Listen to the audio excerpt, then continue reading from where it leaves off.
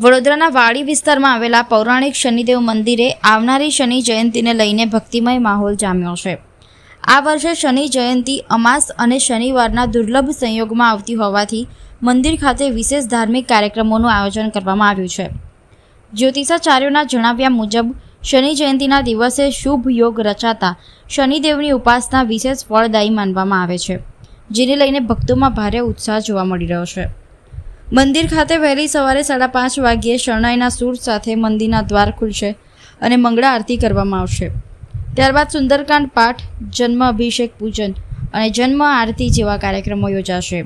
સાંજે અન્નકૂટ આરતી અને ભજન સંધ્યાનું પણ આયોજન કરવામાં આવ્યું છે। મંદિર ટ્રસ્ટ દ્વારા મોટી સંખ્યામાં ભક્તો ઉમટી પડશે તેવી શક્યતા વ્યક્ત કરવામાં આવી છે।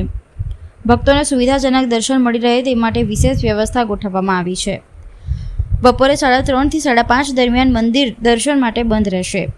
જ્યોતિષીઓના જણાવ્યા મુજબ શનિ જયંતિના દિવસે તલ, અડદ અને કાળા રંગની વસ્તુઓના ભાવમાં વધારો થવાની શક્યતા છે। સાથે જ ગરીબોને દાન કરવાનું વિશેષ શુભ માનવામાં આવે છે।